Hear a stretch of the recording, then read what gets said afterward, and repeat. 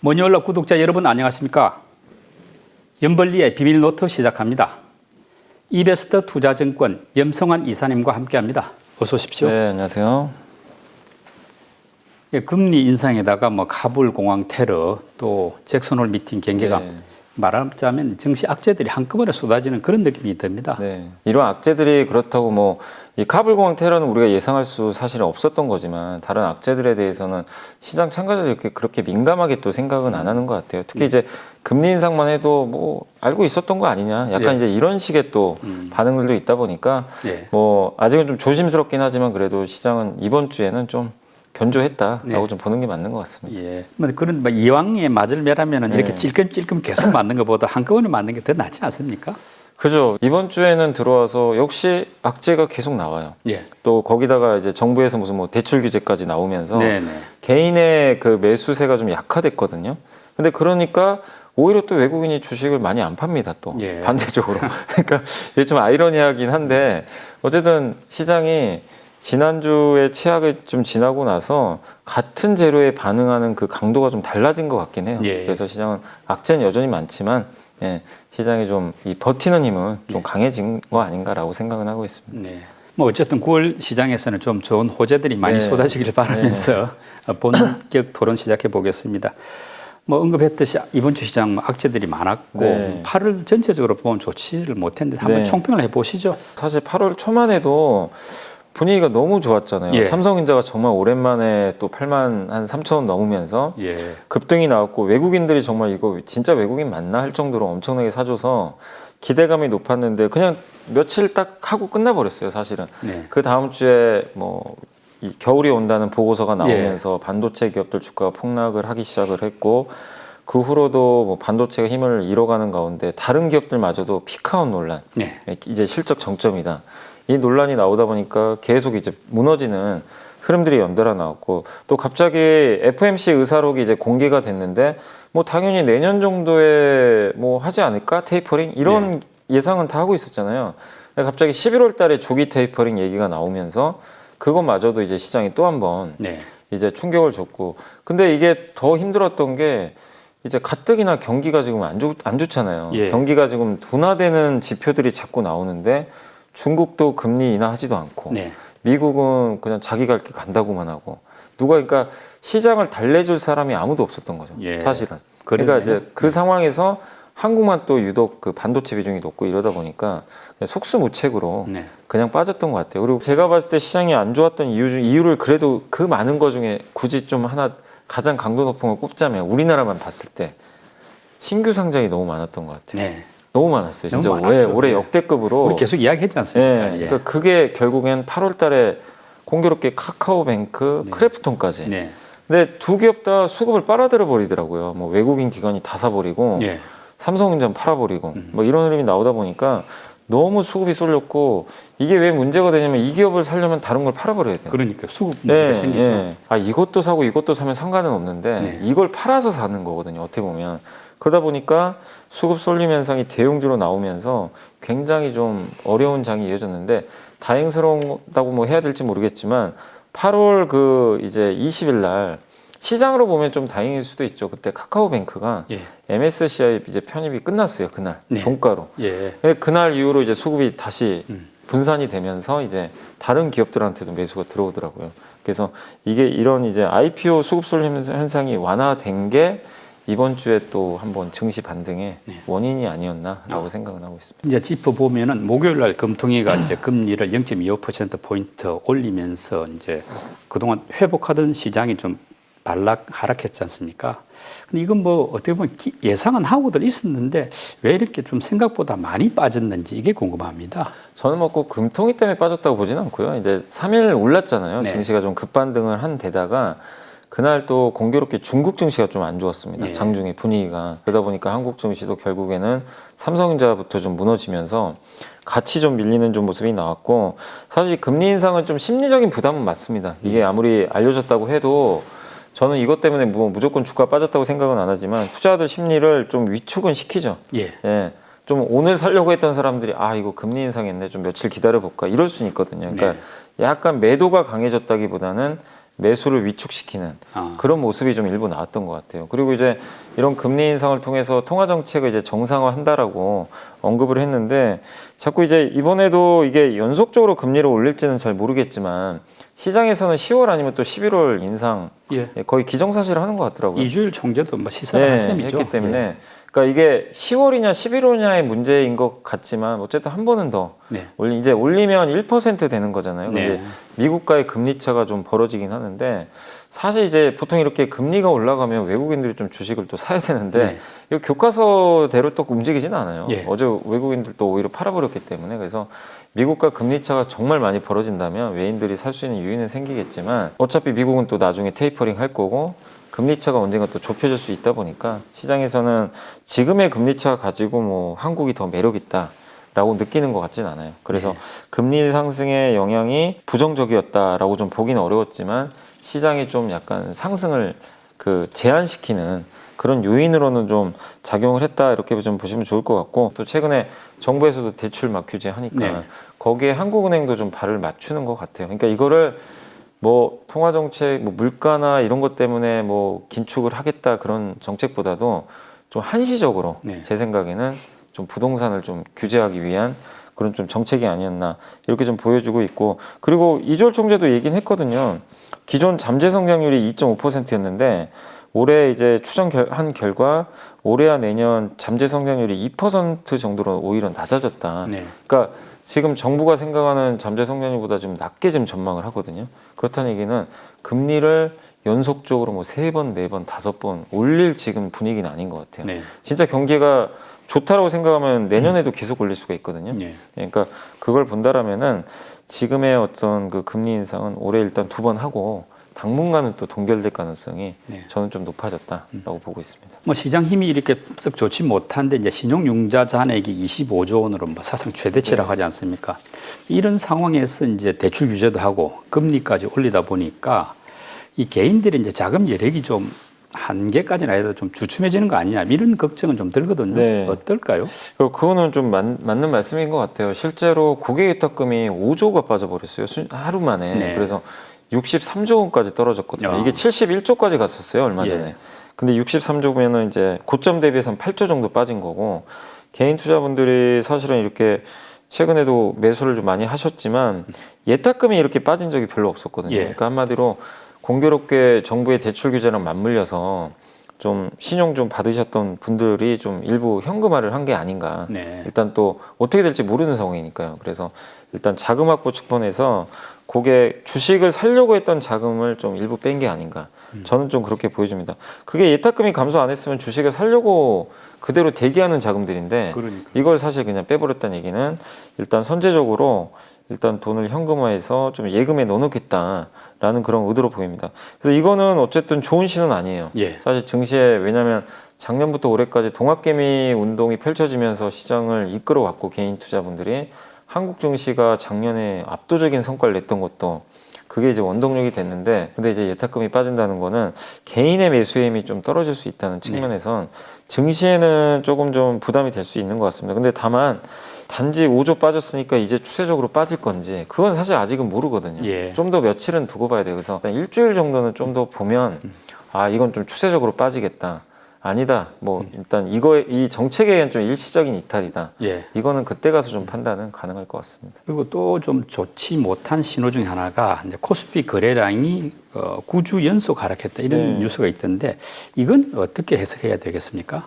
지금 거래량, 거래대금 모두 다 지금 감소하고 있거든요. 근데 이제 보통 이제 개인 투자분들은 이제 이런 상황에서는 공격적인 매매보다는 좀 시장이 진정될 때까지 좀 지켜보자.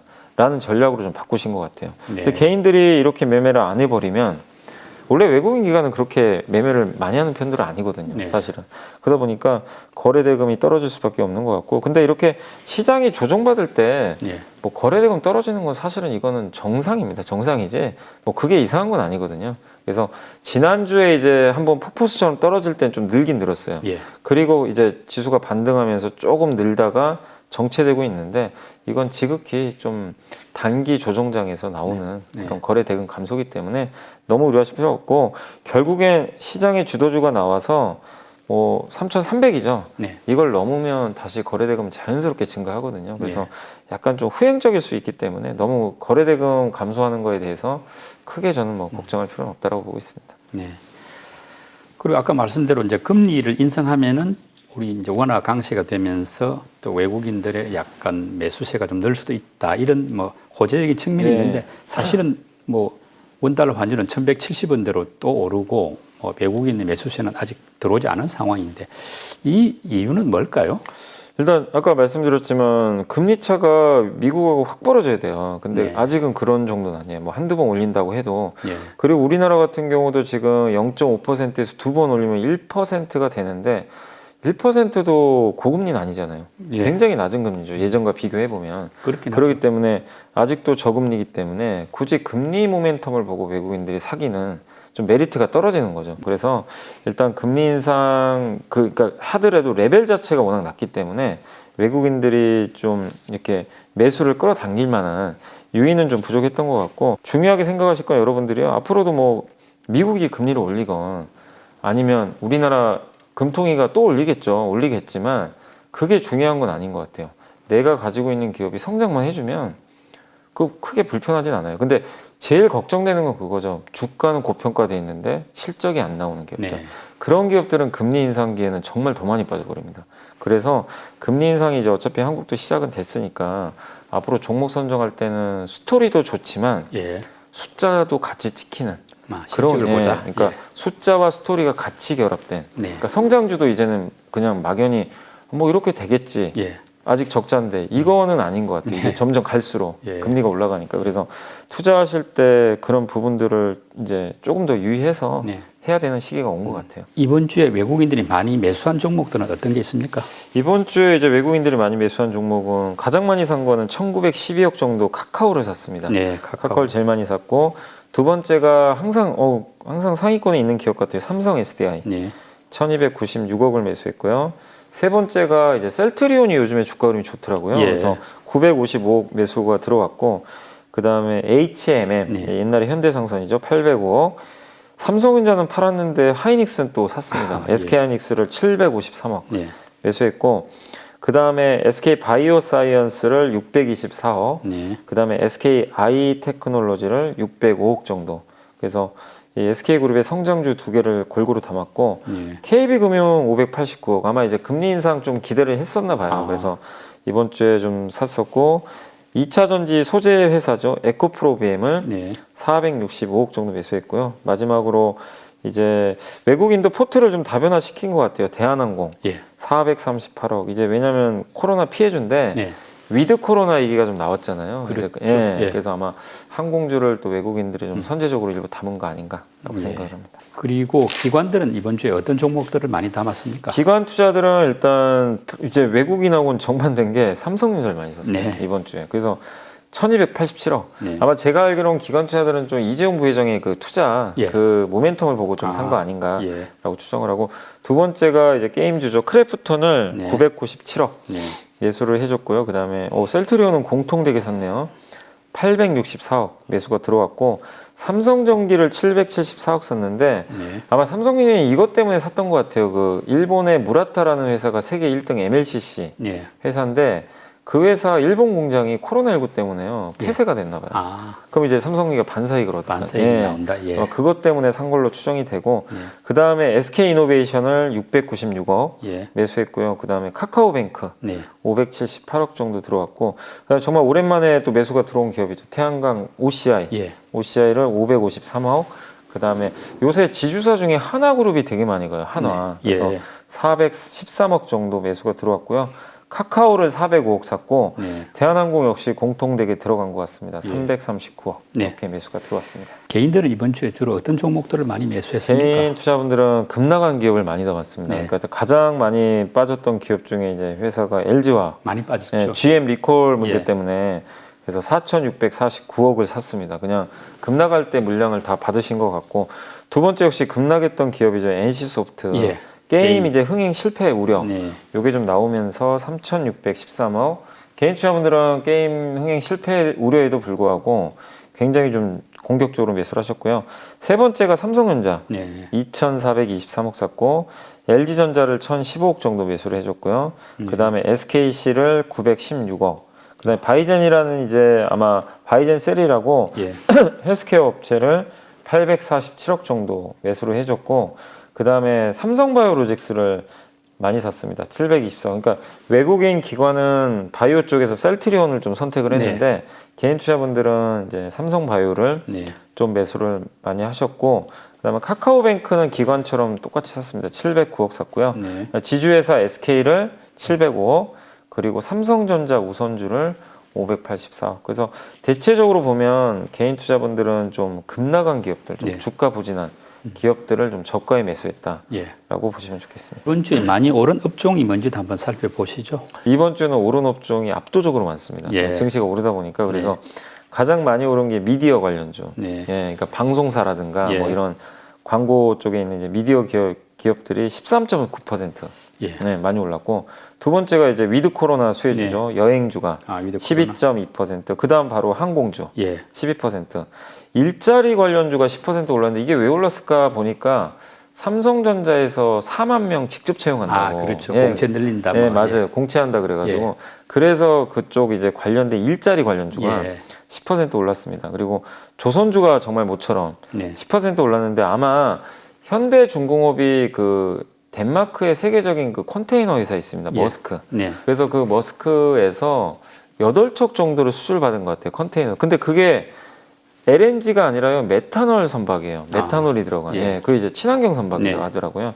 그거를 이제 수주를 받아서 좀 올랐던 것 같고, 그 다음에 비철금속 이제 뭐 구리나 이쪽 관련된 기업들이 9.9%, 그리고 수소차 관련주가 8.9% 올랐는데 이거 왜 올랐을까 또 생각을 해보니까 현대차가 다음 달에요. 수소차 데이를 연대요.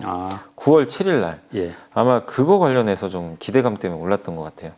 창투사 관련주들이 8.9% 올랐고 영상 콘텐츠 기업들이 8.7%, 그리고 역시 정부의 탄소 배출권 사업 이제 확대 기대감에 의해서 탄소 배출권 관련 기업들이 8.6% 올랐고, 근데 이번 주에는 제가 다 올랐다 그랬잖아요. 거의 다. 근데 빠진 업종이 있긴 있어요. 아주 극소수인데 두 개가 있습니다. 2차 전지 생산.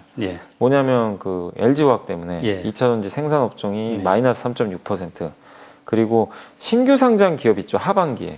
이 기업들이 그 전주까지는 기세가 좋았는데 이번 주엔 좀 빠졌어요. 뭐 카뱅이라든가. 그래서 마이너스 0.37%. 이 두 개 섹터가 거의 유일하게 좀 빠졌고 나머지 섹터들은 이제 목요일까지 기준으로는 다 상승을 했다라고 보시면 되겠습니다. 이재용 삼성전자 부회장이 이제 가석방 되고 나서 삼성그룹이 이제 반도체, 바이오를 중심으로 3년간 240조 정도 투자를 한다 이런 걸 밝혔는데요. 어떻습니까? 이게 시장이 기대하는 수준하고 비교해 보면 어떤가요? 좀 기대보다는 좀 컸던 것 같아요. 컸던가요? 왜냐하면 이제 보통 지난 3년 동안 180조를 투자했거든요. 근데 이제 그 중에 당연히 많은 부분이 그 한 130조 정도, 그러니까 제가 알기로는 130조 정도가 그 국내 투자로 좀 알고 있는데 이번에 이제 240조 정도 투자를 발표를 했잖아요. 그 중에 역시 그 180조가 이번에 국내 투자. 그래서 60조가 증가했어요. 그러니까 180조 투자해서 240조가 전체 늘어났는데 그중 총 60조잖아요. 그 중에 50조가 국내 투자. 늘어난 부분이. 10조가 이제 해외 쪽이죠. 그래서 국내에 좀 방점을 많이 둔. 한마디로 고용에 좀 도움을 주겠다라는 의지가 좀 담겨 있는 것 같더라고요. 국내 쪽에 이렇게 투자를 한다는 거 보면. 그래서 그 중에 240조 중에 200조가 반도체입니다. 근데 반도체 중에서 50조는 M&A 자금 같더라고요. 그럼 그걸 빼면 150조가 반도체에 들어가는 거죠. 그러니까 사실 그냥 막 거의 돈이 다 그 반도체에 들어간다 보시면 돼요. 1년에 50조씩은 넣는 얘기네요. 거죠. 그리고 여기서 제일 좀 눈에 띄었던 게 이제 이재용 부회장이 직접 이제 대놓고 이제 발표를 이제 언급이 거기 나왔던 건 게 바이오를 대폭적으로 지원하겠다. 그래서 제2의 반도체를 육성한다고 언급을 했어요. 그러니까 한마디로 삼성바이오 뭐 5공장, 6공장 건설 얘기가 들어가 있더라고요. 거기에 지금 4공장까지 건설하고 있는데 5공장, 6공장이면 스위스의 론자라는 회사가 있어요. 그 회사하고 지금 삼성이 서로 1, 2등 다투거든요. 이거 공장 건설 끝나면 압도적으로 이겨버리겠죠. 그럼 CMO 쪽에서 한국이 뭐 글로벌 1위가 될 수 있거든요. 그래서 그걸 노리고 반도체도 성공 신화 우리 했으니까 자 한번 그 바이오도 한번 해보자. 예. 굉장히 공격적으로 좀 이제 앞으로 투자를 할 것 같아요. 바이오 쪽에 대해서. 이거는 어차피 성장하는 산업이고 예. 삼성이 또 성과를 내고 있으니까 저는 굉장히 고무적인 예. 발표였던 것 같아요. 그래서 이번 발표의 가장 핵심은 물론 반도체가 가장 규모 크지만 좀 바이오의 방점이 많이 찍힌 발표가 아니었나라고 저는 보고 있습니다. 뭐 그래서 그런지 모르겠습니다만은 대규모 투자한다 또 M&A 방침을 네. 밝혔는데도 삼성전자 주가는 오히려 빠졌지 않습니까? 네, 좀 지지부진했죠. 예. 이유가 뭔가요? 그러니까 일단은 이제 좀 미리 뭐 발표할 건 이제 알고 있었다 예. 이런 좀 느낌도 좀 일부 있었던 것 같고 그리고 보통 이제 이런 게 있잖아요. 설비 투자하는 회사는 돈이 들어가니까 네. 이거 실적 안 좋아지는 거 아니야? 약간 이제 이런 느낌도 좀 일부 있었던 것 같고 그리고 이제 역시 중요한 게 뭐 투자하는 거 자체는 좋은데 오스틴 공장이나 이런 투자 얘기가 아직은 좀 많이 안 나와요. 그러니까 이게 지금 제일 급한 게 미국의 오스틴에 빨리 파운드리 공장 지어야 되는데 네. 이걸 지금 원하고 있는데 아. 구체적으로 뭐가 안 나와 있어요. 예. 예. 근데 분명히 거기 나온 건 뭐냐면 메모리보다는 비메모리 투자 많이 한다고 했기 때문에 네. 분명히 파운드리 투자 많이 할 겁니다. 근데 이제 구체적인 뭐가 안 나와 있어요. 예. 뭐 어느 시점에 하겠다 이런 게 안 나와 있고 M&A도 한다고는 언급은 돼 있는데 그럼 도대체 누구를 할 거냐. 네. 그러니까 약간 큰 그림은 그렸는데 네. 거기에 이제 화가가 세밀하게 뭔가 좀 이게 해줘야 되는데 밑그림은 너무 크게만 그려놨는데 우리가 그것만 봐서는 야 저거 좀 구체적으로 좀 뭐가 있었으면 좋겠는데 네. 그게 좀 이제 부족했던 거죠. 안 보이는 거죠 사실. 예. 근데 삼성은 뭐 있겠죠. 공개를 안 한 것 같긴 한데 그런 거에 대한 약간 실망 매물 그것도 좀 나왔던 것 같아요. 근데 제가 드리고 싶은 말씀은 삼성전자가 뭐 발표한다고 당장 급등하고 그런 건 아니지만 240조까지 투자를 늘렸어요. 네. 이거는 저는 의미가 있다고 봐요. 삼성은 우물안 개구리가 돼선 절대 안 되는 기업이고 현금이 막대한 기업이고 이 기업이 투자를 안 하는 순간 이 기업의 생명력은 점점 줄어들잖아요. 네. 그러니까 투자를 늘렸다는 측면에서 굉장히 긍정적인데 시장이 원하는 뭔가 주가 상승에 관련된 그런 것들이 구현되려면 시간이 좀 걸리거든요. 네. 텀이 있고 그리고 자사주 매입도 많은 사람들이 좀 일부 기대를 했던 것 같아요. 애플이나 이런 기업들이 주가 올라간 것도 사실 자사주 매입 많이 하잖아요. 네. 근데 이번 투자 발표안에 투자만 있지 예. 주주 환원책이 좀 안 들어가 있었거든요. 네. 근데 그것까지 발표했으면 정말 좋았을 텐데 그게 좀 빠졌던 게 예. 약간 좀 주가에 부정적으로 작용했던 것 같습니다. 앞으로 좀 구체적인 어떤 투자 계획이나 네, M&A가 나오면은 또 한번 뭐 근데 가능성도 아마 있겠네요. 기대감은 높이셔도 될 것 같아요. 이제 어차피 이재용 제일 걱정했던 게 사실 그거거든요. 이재용 부회장이 나왔을 때 주주분들이 이제 석방은 됐으니까 근데 취업 제한에 걸려 있잖아요. 네. 그럼 아무것도 못 할 수가 있는데 그런데도 불구하고 나온 지 2주 만에 대규모 투자 발표를 해버렸어요. 네. 그러면은 이제 M&A, 자사주 뭐 매입 이런 것들도 기대할 수가 있는 거니까 한번 속도감 있게 나오기를 한번 기대를 해봐야 될 것 같습니다. 네. 이번에는 염 이사님이 선정한 이번 주에 보고서 듣는 순서인데요. 어떤 내용입니까?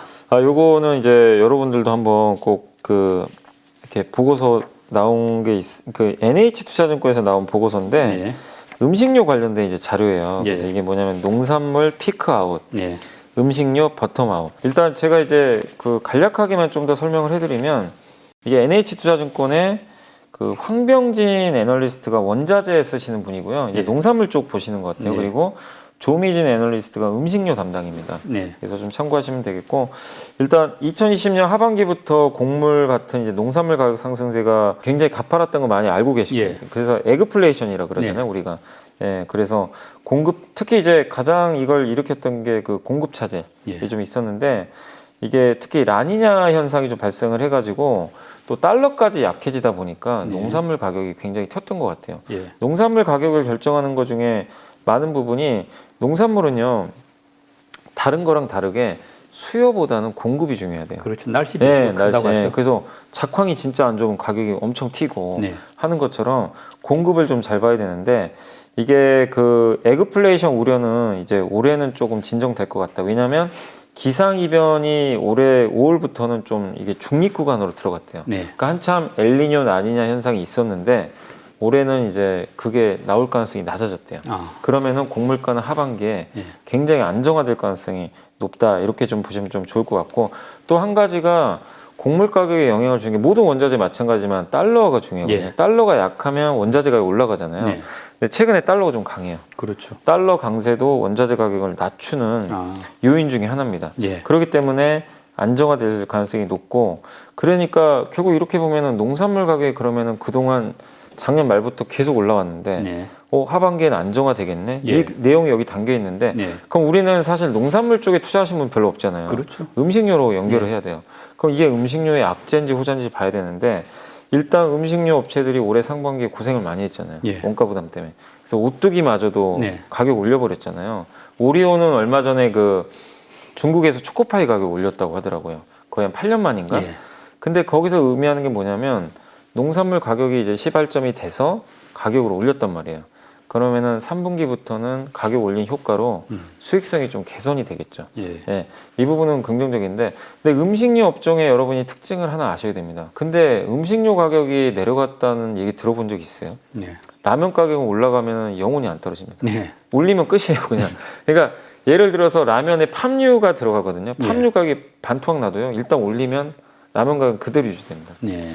그러면은 가격을 올렸잖아요. 하반기에 농산물 가격이 떨어져요. 예를 들면 아까 말씀드린 대로 그런 요인들 때문에. 네. 그러면 음식료 업체들의 수익은 굉장히 좋아질 수가 있는 거죠. 네. 그리고 한 가지 더 있는 게, 작년 3분기까지 그 음식료 회사들이 돈을 많이 벌었어요. 왜냐? 그 사람들이 집에만 있다 보니까 내식 수요가 많아가지고 그때 그래서 작년에 음식료 회사들 실적이 되게 좋았고 주가 좋았잖아요. 근데 3분기가 엽기저의 마지막이라고 합니다. 네. 작년 3분기 실적이 너무 좋으면 올해 3분기가 상대적으로 안 좋아요. 그렇죠. 예. 엮이죠. 예. 근데 작년 4분기는 안 그랬거든요. 네. 실적이 좀 떨어졌어요. 그럼 올해 4분기는 이런 효과까지 가미되면서 좋아질 수 있는 거죠. 그러면 올해 4분기 좋아지고 이 시나리오대로 된다면 음식료 업종을 사야 될 요인이 많아지는 거죠. 그래서 여기에 대표적인 기업 2개가 뭐 한번 보고서 봐보세요. 나와 있는데 한번 그런 기업들 중심으로 하셔가지고 음식료도 좀 소외됐지만 예. 한번 4분기 염두에 두고 사보자라는 그런 내용이니까 읽어보시고, 꼭 읽어보시면 좋은 게 그 라니냐하고 엘니뇨가 어떻게 나오는지 예. 자세히 적혀 있어요. 한번 꼭 보시면 좋겠습니다. 예. 네, 지금부터는 이번 주 증시 한번 살펴보겠습니다. 주요 일정들부터 한번 정리해 볼까요? 네, 이제 이번 주에 그 월요일이죠. 8월 30일 날